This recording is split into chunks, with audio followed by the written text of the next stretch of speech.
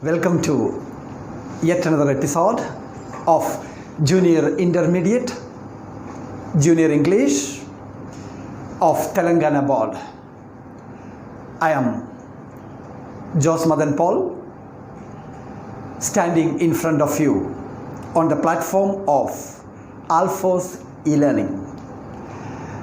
Welcome to a beautiful episode taken from Module 3 of Junior English textbook of Intermediate Telangana Board. The third poem included in your textbook, titled Climate Change. Climate Change, written by a modern research analyst named Julia Melnikova. Julia Melnikova. Julia is an internationally reputed research analyst on climate change.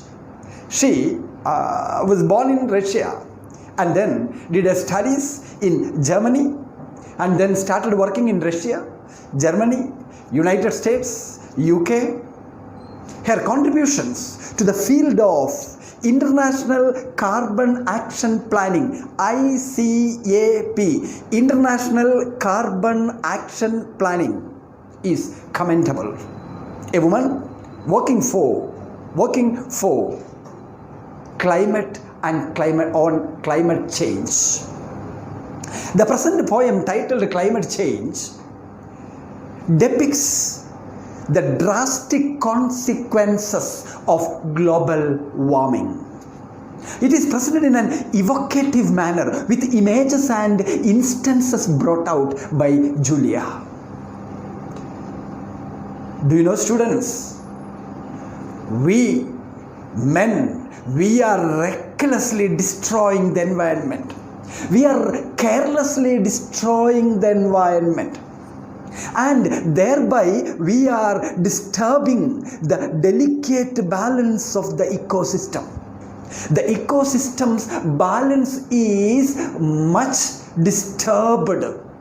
That balance is very delicate, but we disturb it.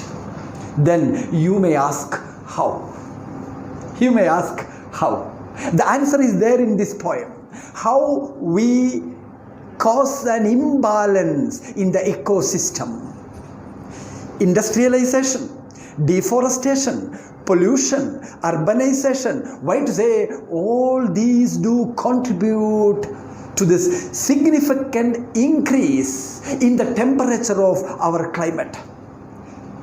Thus, global warming is the bitter result. Global warming is the bitter result. And if this continues within a few decades, it is likely that the earth will become inhospitable and barren.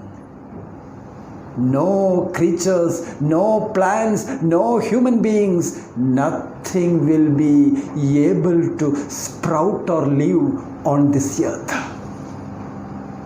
As such, we have destroyed this very environment and nature we are living in. You observe, the weather is changing. Its pattern is changing. Even now in this monsoon season, where is monsoon? Either floods in one area or drought in another area. And what is the result? Many of the species of animals and plants are becoming extinct as a result of climate change. Global warming, temperature increasing uncontrollably. Many species have already extincted. Many are at the threat of extinction, at the brim of extinction. Man cannot just escape these inexorable consequences of his own actions. We are foolish In one way, my dear students, we are foolish. We are like the thoughtless woodcutter who sat on a branch of the tree and started cutting the very branch he sits on. We are thoughtlessly destroying the very nature we are living in. Remember, we are committing suicide in this way. We are committing suicide. If the nature is not there, we are not there. If this environment is not there, we are not there. We must one day experience the bitterness of the results of our own actions. Yes, the survival of human beings is at stake now. However, even now, it is not too late to make a decision. It is not too late to make a start. That's what Julia, through this short poem, tries to call our attention.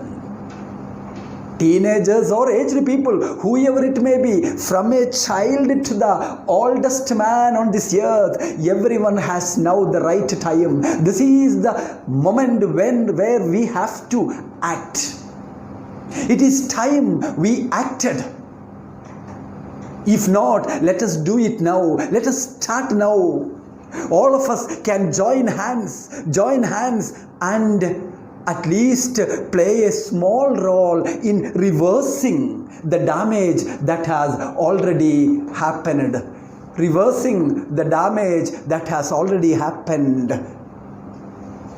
So, Julia Melnikova, in a beautiful way, tries to bring out the magnitude of destruction, the magnitude of how our climate has changed, how much serious this problem is. The magnitude of the problem is very well highlighted in the first stanzas. By the end, Julia, the poetess, tries to give us a solution, tries to find a solution, a practical solution, that is global debate. The first and foremost thing that the whole world must turn to now is global debate. Through debate, we can find solutions. How to solve this problem? This way, through this short poem, Julia tries to bring to us a clear picture of what the pathetic condition we are on this earth today. I can say the poem is a lamentation, a cry on the destruction of nature by man. Yes, it's a plea for change by everyone. Unless we make a change now, future generation will not be able to live on this earth. With that indication, Julia begins her poem 2. Do you know, students? The very first line Julia tries to tell, I don't want my children to see the earth die.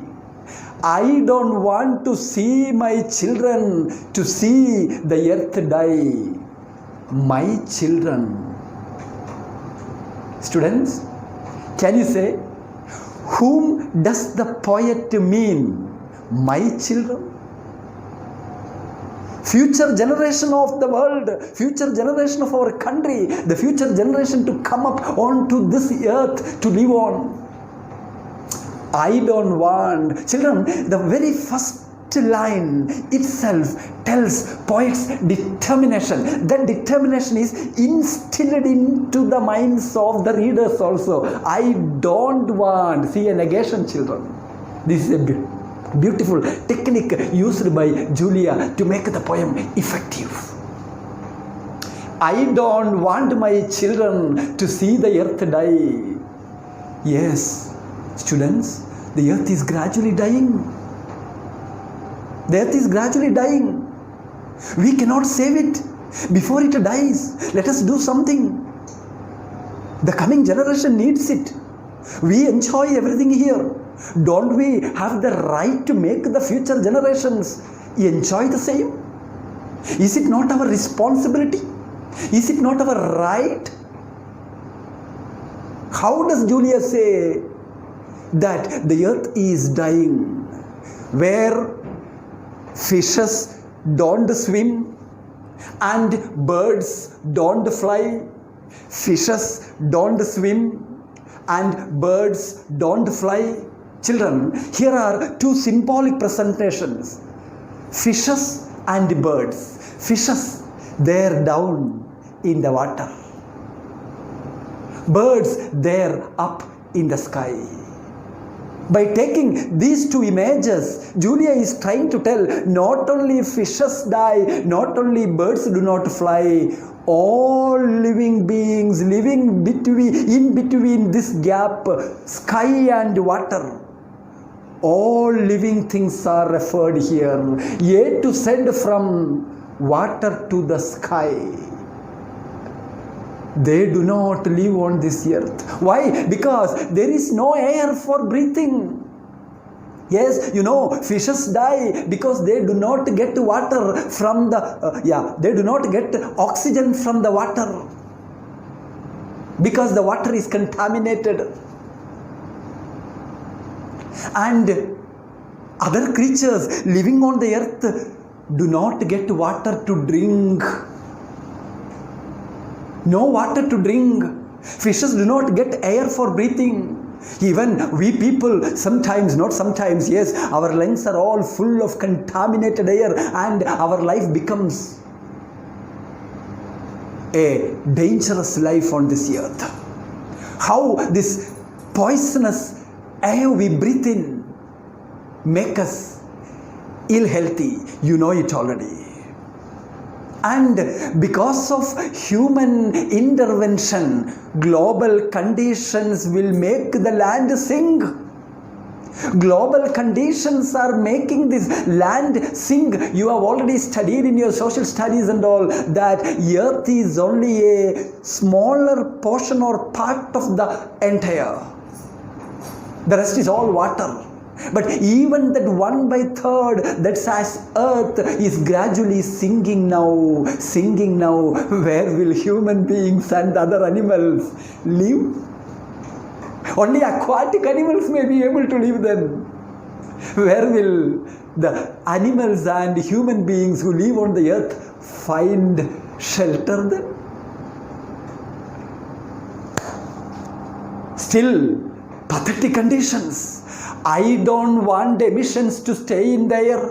Emissions in the air. Yes, children, when we find vehicles, industrialization, where through the chimneys, poisonous smoke rising up, these all do fill the air, and the same air emitted, yes, fill our lungs and spread everywhere. Poisonous gases we are inhaling, our lungs get completely spoiled. And not only that, the next, because of this spread of these emissions, global warming increases. And as global warming increases, the land submerges. Submerging the land, that is the outcome of global warming. You know it already, students. To stop all these problems, to stop all this mess, we should lend our hand. Students, we should lend our hands. We should do something.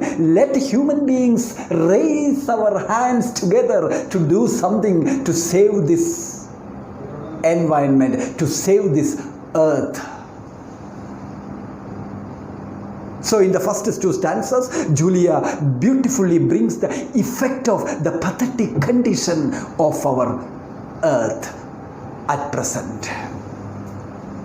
Still she continues, students, nature is dying together with us. Beautiful line, children. Nature is dying together with us. we wouldn't exist here but for the green grass. Yes, you see, deforestation, no plants, no oxygen. When there is no oxygen, how can we live? So when the nature dies, remember, we are also dying. See, here on this earth, we are interdependent. This is an eco-balance system. This has to be balanced. If any imbalance comes, the ecosystem will completely collapse and we will not be able to live on this earth then. Students, nature is dying together with us. We wouldn't exist on this earth but for the green grass. Green grass, a small entity we think, no? Green grass, we don't care it at all. But students, remember, green grass is the root of all life on this earth. That we often forget. That we often forget. Green grass, to us, it is a miniature, a little thing, a minute thing. But no, green grass is the root of all life. Unless there is green, our life will be at stake. So, students, Julia says, we must prevent nature from saying farewell. We should not allow this nature to say bye-bye. Because if nature dies, we die as well. See, most of us are not aware of this, children. At present, Harida Haran is going on. Though we are under the influence of COVID, yes, leaders and other personalities are doing their level best to plant more and more trees. The real meaning of this, the real significance of this, we must understand. Remember the single line of Julia. If nature dies, we die as well. Our life is dependent on this nature. So let us save the nature. It's equal, we save ourselves. We save ourselves. See the saying, save nature, save ourselves. This is the basic concept that we must understand and act accordingly. Yes, she continues in the next stanza. What could human beings' activities mean to make our planet one big rubbish bin? The carelessness, the thoughtlessness of human beings is very well brought through this line. What could human beings' activities mean? To make our earth, to make our planet one big rubbish bin. Yes, everything we use and throw, we use and throw. So, do you consider the earth an easy rubbish bin? Which will take all, which will absorb the whole rubbish? We are turning the pure earth into a rubbish bin and we are experiencing its bitter consequences, my dear students. And then you may ask, sir, what do? We are teenagers. What can we do? No. The poet says, no matter that you may be only a teenager, no matter that you may be only a teenager, anyone, it's never too early or late to go green. Hey teens, it is never late. It is never early or never late to go green. Not early, not late. It means anyone, everyone, irrespective of your age.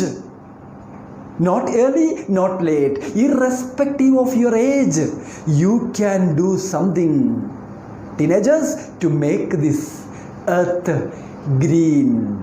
Teens can turn this earth into green. Do you understand, students? Yes, you can do it. Then, in conclusion, at the end of the poem, what does the poetess Julia try to tell? Every problem when faced or when posed towards the readers, the one who poses the problem must suggest a solution to that. Julia Melnikova does it effectively. She poses the problem. At the end, she tries to suggest the right solution to the problem. What is the right solution, children? Yes, the right solution, according to Julia, is to show our children the beauty of life. If we want to show beauty of life to the coming generation, students, we are today enjoying the richness of life, the beauty of life, the heavenly life we are enjoying on this earth. See, we have a right, we have a responsibility, we have a duty to make the coming generation also enjoy the same beauty of life on this earth. It is our duty, bounden duty. So, to show our children, here our children refer to future generation, to show the future generation the beauty of life on this earth, to help polar bears and pandas survive. Students, I hope you know polar bears and pandas. Polar bears, the creatures which live in Arctic territories of North America. Polar bears, see, most of them are endangered species today. Because of global warming, they are losing their stand. They are losing their stand on the earth. Okay, because of global warming. And then pandas. I think pandas, they live in South Central China. Beautiful to be seen, pandas. And these pandas, because of the extreme population, they do not find habitats. And pandas are also an endangered species today. Such beautiful creatures on the earth do not live anymore. Can they survive? Can you help these beautiful creatures to survive on this earth? Yes, if they have to survive, to claim to the world that this talk should gain weight. This talk should gain weight. What talk should gain weight? The problem of global warming, the problem of climate change, the problem of destruction of the nature, this talk must gain weight, should be given more importance. Gain weight, should be given more importance. So, the last line of the poem, of this short poem, is a good practical suggestion, practical solution to the problem posed by Julia Melnikova. Let us firstly take part in the global debate.